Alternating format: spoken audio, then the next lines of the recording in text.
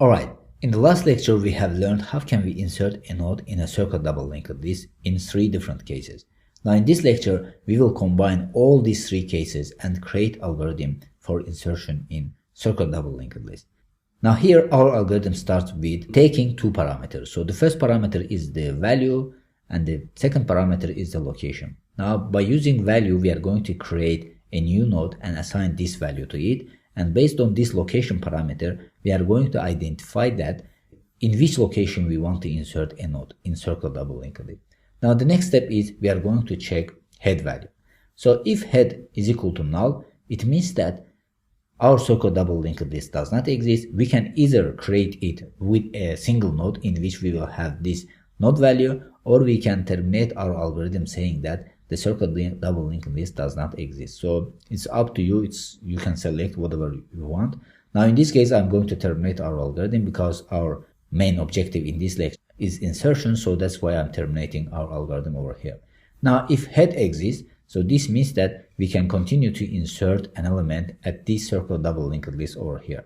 Now the next thing that we are going to do, we are going to create a new node and assign this node value that we are receiving from parameter over here. So our new node is created, so we have assigned a new value to it. Then we are going to check location parameter. So if location parameter equals to first, it means that we want to insert a node at the beginning of circle double linked list. Now when we are inserting a node at the beginning of circle double linked list, these are the steps that we are going to perform. So basically what we are doing over here is we are first updating next and previous reference of new node. So as we are inserting a new node at the beginning of circle double linked list, so previous reference of this new node has to point to last node. So in tail we have last node, so we are updating it to tail, and the next reference of this newly created node has to point to first node. So we are updating it to head because in head we have first node's physical location. Then we need to create backward link from first node to this new node, so that's why we are updating head.previous reference to this new node. Then at the end, head has to point to this node as well. So that's why I'm setting head to this new node over here. Then finally, in case of circle double linked list, we know that last node's next reference has to point to first node. So if this new node is going to be our first node, so in this case, tail.next has to point to new node. So this means that we are updating the last node's next reference to point to this newly created node over here. Now with this, we are terminating our algorithm over here because we have successfully inserted a node in circle double linked list. Now the next case is if the location is equal to last. So if it is equal to last, it means that we want to insert a node at the end of circle double linked list. Now in this case, we are going to perform these steps over here.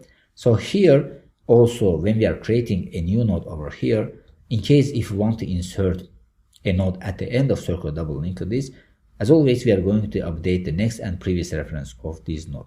Now we know that if this node is going to be the last node in our circle double linked list, so the next reference of this node has to point to first node. So that's why we are setting it to head, because in this case, in head we have first node's physical location. So by setting the new node's next reference to head, we are creating a link from last node to first node. Then we know that the previous reference of this node has to point to current last node. So currently in tail we have last node. So that's why we are setting new node's previous reference to tail. So with this we are creating backward link between new node and current last node.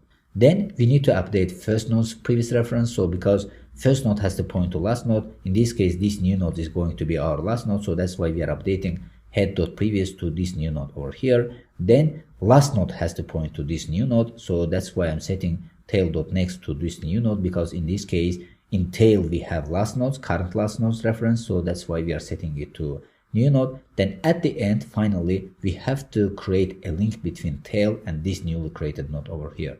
So to do so, we are setting this node to tail. Now after completing these steps over here, we have successfully inserted a node at the end of circle double linked list.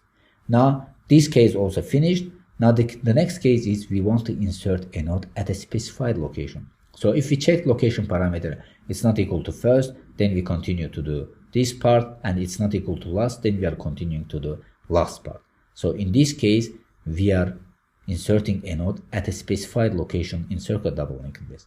Now the first thing that we are going to do, we are going to loop through the circle double linked list until we reach the location -1. Now when we reach the location -1, in this case, we want to insert a node after this location. So this means that we have to create a link from new node to the next node. So we are at the current node, so this means that we have to set new node's next reference to the current node's next reference. So in this case, in current node's next reference, we have the next node's physical location, so we can set it like this. Then we have to create backward link from new node to current node, so that's why we are setting new node's previous reference to current node. With this, we are creating backward link from new node to the current node. Then we have to create backward link from next node to the new node. So this means that in this line over here, in the second line, we have said that we are setting new node's next reference to the next node. So this means that if we access the new node's next reference dot previous, we are accessing the previous reference of the next node, and we are setting it to new node. So with this, we are creating backward link from next node and new node. We have to create a link from current node to the new node, so that's why we are setting the current node's next reference to new node. So with this, we have successfully inserted a node between current node and next node. Now after current node, our node becomes new node over here. Now after completing these steps, we have successfully inserted a node in CircularDoublyLinkedList at a specified location. So we are going to terminate our algorithm. Now with this, we have completed our lecture. So in this lecture, I have combined all three cases of insertion in CircularDoublyLinkedList in one algorithm. So by doing so, this makes our life easier to create a method in which we can insert a node in CircularDoublyLinkedList in practice. Now based on this algorithm, in the next lecture, we are going to create a method which is responsible for insertion a node in CircularDoublyLinkedList. So see you in the next lecture.